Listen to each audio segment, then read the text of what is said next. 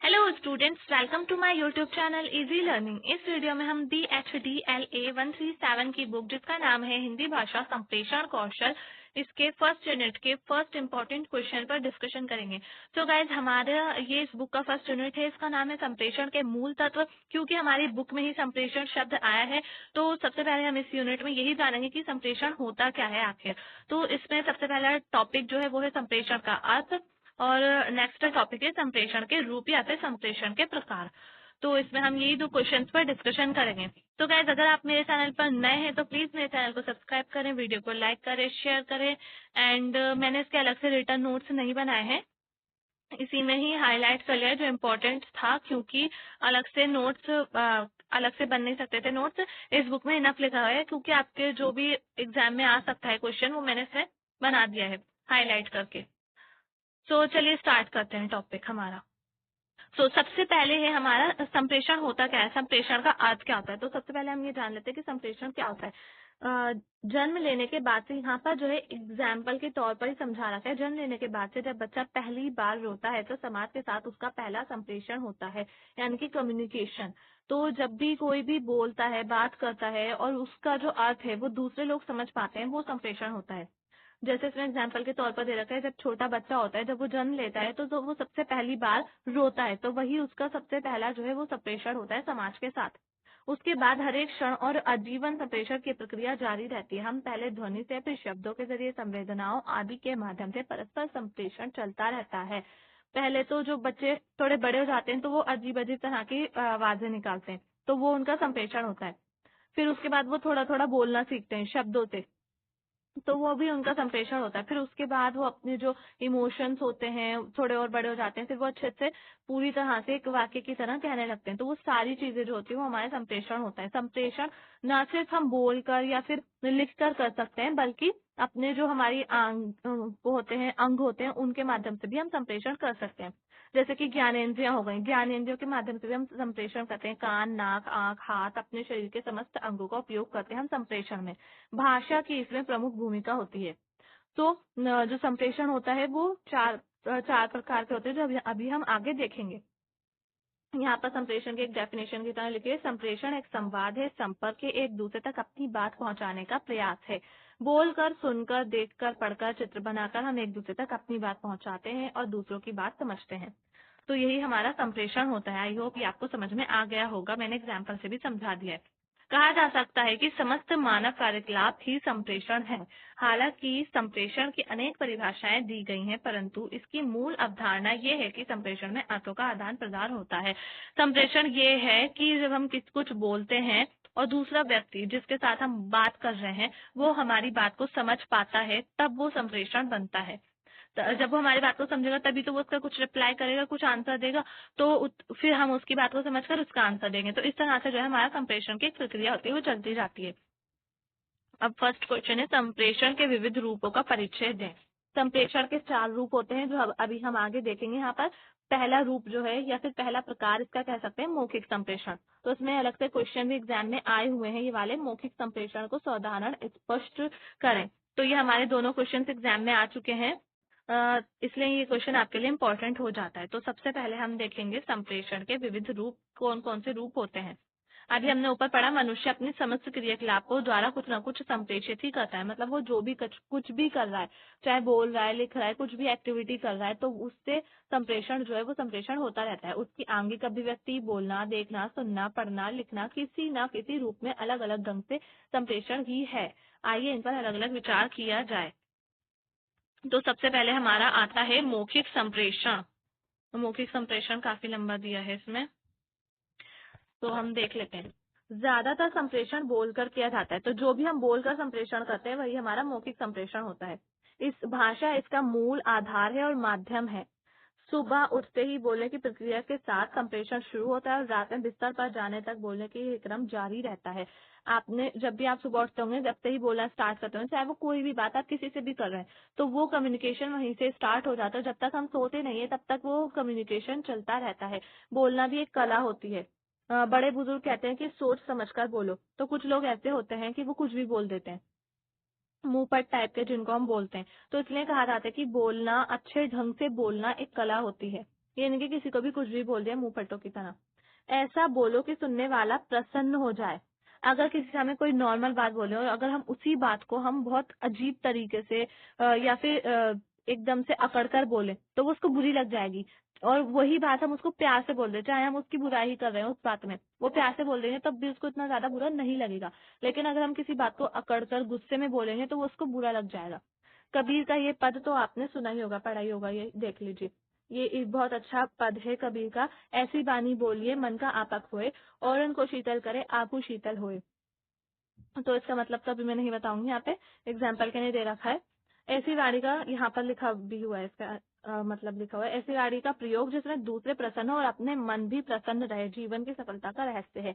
तो कबीर यही कह रहे हैं इस पद में कि ऐसी भाषा बोलनी चाहिए, ऐसी वाणी बोलनी चाहिए जिससे हमारा मन भी शीतल रहे और जो दूसरे हैं वो भी खुश रहें उससे। अब सबसे पहले इसमें ये बताया जा रहा है कि बोलते समय किन बातों का ध्यान रखना जरूरी होता है। तो सबसे पहली बात जो है वो हमारी है शब्दों और वाक्यों का चुनाव। तो हमें ऐसे शब्दों और वाक्यों का प्रयोग करना चाहिए जिससे किसी को बुरा भी ना लगे।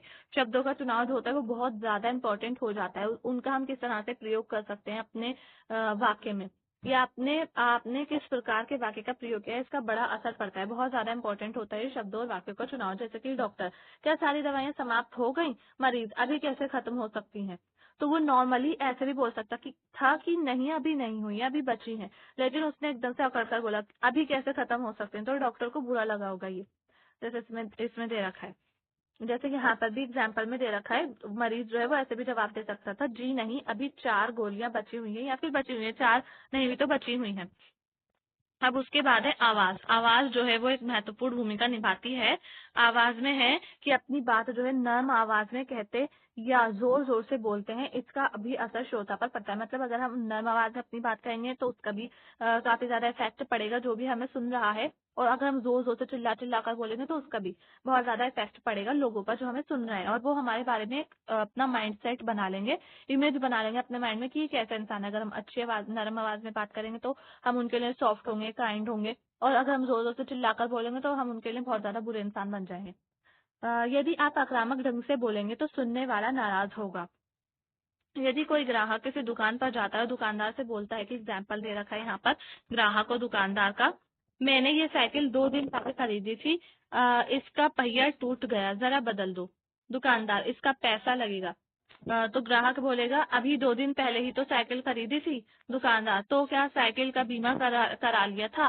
साइकिल बनवानी हो तो बनवाओ बनवाओ, वरना चलते बनो यहाँ से। तो अगर दुकानदार ऐसे किसी ग्राहक से बात करेगा तो क्या उसकी दुकान पर कोई भी ग्राहक आएगा? कोई भी नहीं आएगा अगर वो इतनी बदतमीजी से या फिर इतने बुरे तरीके से बोलेगा। तो वो इसी बात को ढंग से भी कह सकता है, सही भाषा में अपनी और आवाज में। अब इसके बाद हमारा थर्ड जो पॉइंट है वो है स्वर। तो आप जो भी कुछ बोलते हैं उसका अर्थ आपको सुनने वाला किस उसी ढंग से निकालता है।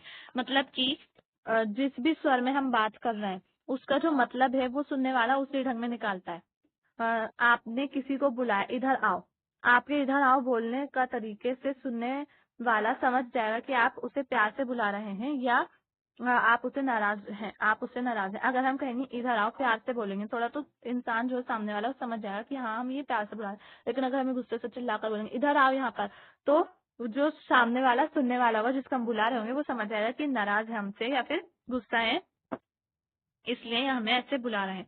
अब हमारा दूसरा क्वेश्चन है आंगिक संप्रेषण।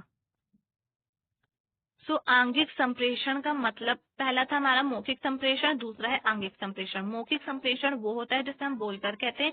आंगिक संप्रेषण वो होता है जिसमें हम अपने अंगों के माध्यम से लोगों को हम जो हमारे सामने वाले लोग होते हैं वो हमारी बॉडी लैंग्वेज से, हमारे जेस्चर से, पोस्चर से, तो वो हमें समझ जाते हैं कि ये क्या कहना चाह रहे हैं। जैसे आंखों से हमारे जो अंग होते हैं, 6 सेंस होते हैं, सॉरी 5 सेंसेस होते हैं, तो उनके माध्यम से समझ जाते हैं। जैसे आंख, कान, हाथ, पैर, नाक, ये सारी चीजें, और भी बहुत सारे अंग होते हैं जिनके माध्यम से समझ जाते हैं। तो इसका अलग से क्वेश्चन है, आंगिक संप्रेषण किसे कहते हैं, स्पष्ट करें। तो इसमें ये बताया जा रहा है कि मनुष्य जो है वो सिर्फ अपनी बात बोलकर ही नहीं करता बल्कि अपने अंगों के माध्यम से भी कर सकता है। जैसे उसके अंग हो गए, सारे अंग, कोई सा भी अंग हो, आंखें हो गई, नाक हो गए, कान हो गए, हाथ पैर, और सभी कुछ जो है वो संप्रेषण में सहयोग होता है। गैर शाब्दिक, आंगिक या मौखिक संप्रेषण। तो ऐसा जो संप्रेषण होता है जो हम अपने अंगों के माध्यम से कर रहे होते हैं उसको हम गैर शाब्दिक कहते हैं, क्योंकि हम कुछ बोल नहीं रहे होते, उससे शब्द नहीं बन रहे होते, तो इसलिए वो गैर शाब्दिक शाब्दिक हो जाता है। आंगिक इसलिए हो जाता है क्योंकि हमारे अंग उसमें यूज हो रहे होते हैं, इसलिए उसको हम आंगिक कहते हैं। अमौखिक बोल ही नहीं रहे होते, इसलिए अमौखिक संप्रेषण कहते हैं। तो इसको 3 तरह से हम लिख सकते हैं। आंगिक संप्रेषण को गैर शाब्दिक और अमौखिक भी कह सकते हैं। अब शारीरिक संप्रेषण की शुरुआत आपकी वेशभूषा और व्यक्तित्व से होती है। तो जो हमारा, इसको शारीरिक संप्रेषण भी कह सकते हैं। शारीरिक संप्रेषण या फिर आंगिक संप्रेषण की जो शुरुआत होती है वो सबसे पहले हमारी जो भी हम पहन रहे हैं कपड़े उनसे होती है और हमारे व्यक्तित्व से, हमारी पर्सनैलिटी से। आप जैसे हैं किसी अधिकारी के कमरे में प्रवेश करते हैं, वह आपकी वेशभूषा और व्यक्तित्व से आपके बारे में धारणा बना लेता है। जैसे कि हम कहीं पर पार्टी में या फिर कहीं पर अपना इंटरव्यू वगैरह देने जाते हैं, तो वहां पर जब हम जाते हैं जो भी हमारे सामने लोग होते हैं वो हमें देखकर पहचान लेते हैं हमारे कपड़ों से कि हम किस तरह के, और हम जब उनसे थोड़ी बहुत बात करते हैं तो हमारी पर्सनैलिटी जो होती है वो उन पर एक छाप छोड़ देती है कि हाँ ये व्यक्ति ऐसा है। तो इस तरह से जो है कोई भी व्यक्ति हमारे बारे में आसानी से एक इमेज बना लेता है, अपने माइंड में हमें समझ लेता है। आप उसके सामने कैसे खड़े रहते हैं, कैसे बैठते हैं, इसका भी काफी असर करता है। अक्सर लोगों को देखा गया है कि वे किसी दफ्तर में किसी अधिकारी की टेबल टेबल पकड़कर झुक जाते हैं और तब तक झुके रहते हैं जब तक वह अधिकारी झुंझलाकर ना कह दे कि जनाब जरा सीधे खड़े रहिए। सो ऐसा हो जाता है, टेबल के ऊपर हाथ रखकर झुके रहेंगे, उनके जो भी हमारे ऑफिसर हैं, बड़े ऑफिसर, उनके पास खड़े हो जाएंगे। तो ऐसे जब तक झुके रहते हैं लोग, इसमें बताया जाए एग्जाम्पल के तौर पर कि जब तक वो खुद से ना कह दें, जो बैठे हैं वो खुद से ना कह दें कि दूर होकर खड़े होइए मुझसे। आप जाने अनजाने सामने बैठे अधिकारी को अपने व्यक्तित्व के बारे में बता रहे होते हैं। तो इससे आप कुछ बोल नहीं रहे हैं, कुछ कर नहीं रहे हैं, कुछ लिख कर नहीं दे रहे हैं, बस जो आपका बॉडी जेस्चर है, पोस्चर है, वो उससे ही समझ में आ रहा है लोगों को, उस इंसान को जो आप जिसके पास आप खड़े हैं, कि आप किस तरह के इंसान हैं। तो ये हो जाता है हमारा आंगिक संप्रेषण। अब उस अधिकारी ने आपसे कहा कि आपने जो फोटोकॉपी प्रस्तुत की है उसकी मूल प्रति दिखाइए। मूल प्रति निकालने से पहले आपने कंधे उचकाए, मुंह बनाया, मानो आप कह रहे हो बकवास, आए मूल प्रति देखने वाले। तो ये जो है एक तरह से अगर हम मुंह बनाएंगे या फिर अपने कंधे उचकाएंगे तो उसको समझ में आ जाएगा कि वो क्या कहना चाह रहा है व्यक्ति, अपने जो बॉडी लैंग्वेज उससे क्या कहना चाह रहा है। जैसे कि बकवास, आए मुंह बनाए, मूल प्रति देखने वाले। तो ये एक तरह से हमें समझ में आ जाता है किसी की भी बॉडी लैंग्वेज से। आंखें जो होती है वो आंगिक संप्रेषण का सबसे ज्यादा इम्पोर्टेंट रोल प्ले करती है। आंखें जो होती है वो हमारे आंगिक संप्रेषण में। जब कोई प्रसन्न होता है तो कहते हैं उसकी आंखें हंस रही हैं। तो हमें किसी की भी आंखों से पता चल जाता है कि वो किस तरह के, उसके मन में किस तरह के इमोशंस है, या फिर वो क्या कहना चाहता है, या फिर वो कैसा फील कर रहा है। हम किसी भी व्यक्ति की आंखों से ये सब पता लगा सकते हैं। आपने लोगों को अक्सर देखा, ये कहते सुना होगा कि उसकी आंखें गुस्से से लाल थी। तो हमें जब पता चल जाता है, जब कोई जोर से बोल रहा होता है या फिर उसकी आंखें लाल हो जाती हैं, तो हमें पता चल जाता है कि वो गुस्से में है। और अगर वो बोल ना भी रहा हो, तो अगर वो गुस्से में सिर्फ घूरता ही है ना, तब भी हमें पता चल जाता है। जैसे कि स्कूल में टीचर्स अगर किसी बच्चे को घूरने लगे तो बच्चे समझ जाते हैं कि हाँ टीचर सब गुस्से में है, वो हमें घूर रही है, तो मतलब वो हमें मतलब गुस्से में है हमसे, तो इसलिए बच्चे शांत होकर बैठते हैं। तो इसलिए जो आंखें होती हैं वो हमारे लिए बहुत ज्यादा इम्पोर्टेंट होती हैं और संप्रेषण में भी बहुत इंपॉर्टेंट रोल प्ले करती हैं। अपनी आंखों के जरिए आप न केवल अपनी प्रसन्नता या प्रसन्नता जाहिर करते हैं, बल्कि उससे दूसरों तक संप्रेषित करते हैं। किसी की आंखें नम हो तो हम जान जाते हैं कि वे दुखी है। हाँ, कभी कभी खुशी के आंसू भी निकलते हैं, परंतु उस वक्त की शारीरिक अभिव्यक्ति से पता चल जाता है कि आंसू खुशी के हैं या दुखी के। तो लोगों की आंखों में आंसू खुशी के भी आते हैं, दुख के भी आते हैं, लेकिन हर व्यक्ति समझ जाता है कि कौन व्यक्ति खुशी में हंस रहा, किस व्यक्ति की आंख में खुशी के आंसू है और किसकी आंख में दुखी के। तो ये हमें समझ आ जाता है। हमारी जो आंखें होती हैं वो बहुत इंपॉर्टेंट होती हैं। अब हमारा थर्ड जो टॉपिक है वो है लिखित संप्रेषण। तो लिखित संप्रेषण का नाम से समझ में आ रहा है, लिखकर जो भी हम संप्रेषण करते हैं, लिखकर कोई भी चीज, जैसे पत्र लिख रहे हैं, कहानी लिख रहे हैं, कविता, नाटक, उपन्यास, इसको ही हम लिखित संप्रेषण कहते हैं। जिन चीजों के माध्यम से अपनी बात हम दूसरों तक पहुंचाते हैं तो वो हमारा लिखित संप्रेषण होता है। अब इसके बाद है लिखना भी एक कला होती है। लिखना जो होता है वो एक कला है। आपने पढ़ा होगा छोटी क्लासेस में भी, लिखना जो होता है वो बहुत अच्छी कला होता है। जिसको लिखना आता है वो बड़े बड़े जो मतलब जिन लोगों को लिखने में इंटरेस्ट होता है वो बड़े बड़े लेखक बन जाते हैं, या फिर उपन्यासकार हो गए, कविता लिखने वाले कवि हो गए, तो वो उनकी लिखने की कला होती है, जब भी वो इतने फेमस हो जाते हैं। योजनाबद्ध ढंग से लिखकर आप अपनी बात सही ढंग से संप्रेषित कर सकते हैं। मतलब अगर हम एक योजना बनाए, पहले से प्लानिंग कर लें कि हमें क्या क्या लिखना है, तो उसको हम अच्छे तरीके से लिख सकते हैं। किसी भी प्रकार का लेखन करने के लिए 5 बातों का ध्यान रखना चाहिए। 5 बातें क्वेश्चंस हो गए, जैसे क्या, क्यों, कौन, कब, कैसे। तो इन 5 जो क्वेश्चन वाले साइंस होते हैं इनका ध्यान रखना चाहिए। तो इन 5 जो चीजें होती हैं, इन 5 वर्ड्स को ध्यान में रखकर ही कोई भी व्यक्ति अपना कोई भी चीज लिखता है। जैसे कि पत्र, पत्र का यहाँ पर एग्जाम्पल दे रहा है, तो सबसे पहले हमारा क्या आएगा, क्या। उसमें लिखने जैसे कि लिखते समय सबसे पहले ये ध्यान रखना चाहिए कि आप क्या, आपका संदेश क्या है। पत्र, रिपोर्ट, टिप्पण, लेख, कहानी, कुछ भी लिखने से पहले आपको ये ध्यान में रखना होगा कि आप क्या लिख रहे हैं, किस बारे में लिख रहे हैं। तो वो हमारा क्या आ जाएगा। फिर क्यों, क्यों लिख रहे हैं, क्या है उसकी वजह, वजह क्या होती है, तो वो लिखना जरूरी होता है। जैसे कि सूचित करना वजह हो गई, निवेदन करना होगा, पुष्टि करना होगा, समझना होगा, तो ये हमारी वजह हो जाती है। इसके बाद कौन, कौन लिख रहा है, या फिर हाँ कौन ही, प्राप्तकर्ता, आपका संदेश प्राप्तकर्ता, यानी कि कौन, कौन लिख रहा है और किसको भेजा जा रहा है, वो व्यक्ति कौन है जिसको आप संदेश भेज रहे हैं, तो उसके अकॉर्डिंग लिखा जाता है। अगर कोई बड़े ऑफिसर हैं तो उसी के अकॉर्डिंग हमारी लैंग्वेज होगी। अगर कोई हमारा बहन भाई है तो हम उसी के अकॉर्डिंग, जब भी हम पत्र लिखते हैं फॉर्मल फॉर्मल लेटर्स, तो वो इसी पर आधारित होते हैं, फॉर्मल और फॉर्मल लेटर। जब भी हम अपने जो अपने आसपास के रिश्तेदार वगैरह होते हैं उनको पत्र लिखते हैं, तो वो हमारे अनौपचारिक पत्र होते हैं, जिनको हम इनफॉर्मल लेटर्स कहते हैं। उनमें हम अपने घर की बोलचाल की भाषा का प्रयोग कर लेते हैं। लेकिन जो हमारे औपचारिक पत्र होते हैं या फिर फॉर्मल लेटर्स होते हैं, उनमें हम अलग तरह की भाषा का प्रयोग करते हैं। तो ये भी बहुत ज्यादा मैटर करता है कि किसको पत्र लिखा जा रहा है। अब उसके बाद है कब, तो कब पत्र लिखा जा रहा है, उसके दिन की तारीख का जरूरी होना बहुत ज्यादा जरूरी हो जाता है। अब इसके बाद है कैसे, तो किसे लिख रहे हैं, इसमें बहुत ज्यादा इम्पोर्टेंट है। आपके लेखन का सारा दारो मदार इस पर है कि आप कैसे लिखते हैं। कहीं आप भाषा की पकड़ और लेखन कौशल की परीक्षा होती है। तो यहाँ पर हमें पता चल जाता है कि हमारी भाषा, जब भी हम लिखते हैं, कोई हमारा कुछ भी पढ़ता है, कोई भी हम लेटर वगैरह लिख रहे हैं, हमारी मैम जब पढ़ती हैं तो वो हमें समझ जाती हैं कि वो किस तरह का लिखना चाह रहा है। अभी तो मैंने बहुत छोटा सा एग्जाम्पल दिया, जब मैम कॉपी वगैरह चेक करती है एग्जाम्पल। लेकिन अगर हम किसी को लेटर लिख रहे हैं बड़े ऑफिसर को, तो वो जब हमारा लेटर पढ़ेंगे तो वो हमें समझ जाएंगे कि हमें कितनी ज्यादा समझ है भाषा की, हमारा लेखन कौशल जो है वो किस तरह का है। सो आपकी भाषा पत्र अनुकूल होनी चाहिए।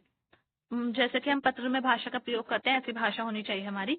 लेकिन तभी होनी चाहिए ऐसी भाषा जब हम किसी ऐसे व्यक्ति को लिख रहे हैं जिसको हम जानते नहीं है। तात्पर्य है कि आप किसे लिख रहे हैं और क्या लिख रहे हैं, इसके अनुसार आपकी भाषा निर्धारित होनी चाहिए। तो ये वही मतलब है इसका कि हम किसको लिख रहे हैं ये हमें पता होना चाहिए, और क्या लिख रहे हैं। अगर कोई कंप्लेंट कर रहे हैं तो हमारी भाषा उसी के अकॉर्डिंग होगी, निवेदन कर रहे हैं तो उसी के अकॉर्डिंग भाषा होगी। तो हमारी भाषा जो होती है वो हमारे किससे लिख रहे हैं और क्या लिख रहे हैं इसके अकॉर्डिंग होती है। इसलिए ये इंपॉर्टेंट लाइन है, मैंने इसको हाईलाइट किया।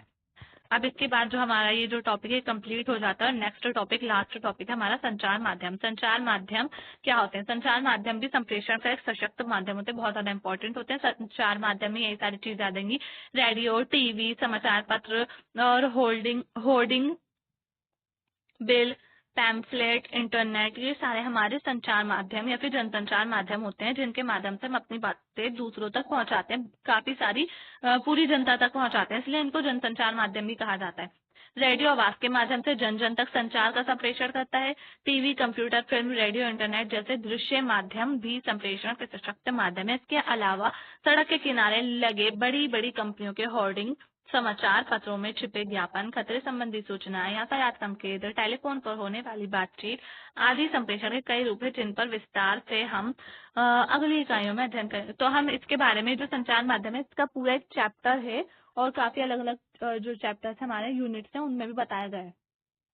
तो यहाँ पर छोटा सा दिया हुआ है, बाकी का हम नेक्स्ट यूनिट में, जो इसका पूरा यूनिट आएगा उसमें हम कवर करेंगे कि संचार माध्यम किस तरह के होते हैं। तो आई होप आपको समझ में आ गया होगा संचार माध्यम का। यहाँ पर हमारे बहुत प्रश्न आ गए हैं, और यहीं पर ही हम वीडियो का एंड करते हैं क्योंकि हमारा टॉपिक फिनिश हो गया। नेक्स्ट वीडियो में नेक्स्ट टॉपिक लेंगे। तो गाइस, अगर आपको वीडियो पसंद है तो प्लीज वीडियो को लाइक करें, शेयर करें, चैनल को सब्सक्राइब करना ना भूलें। थैंक्स।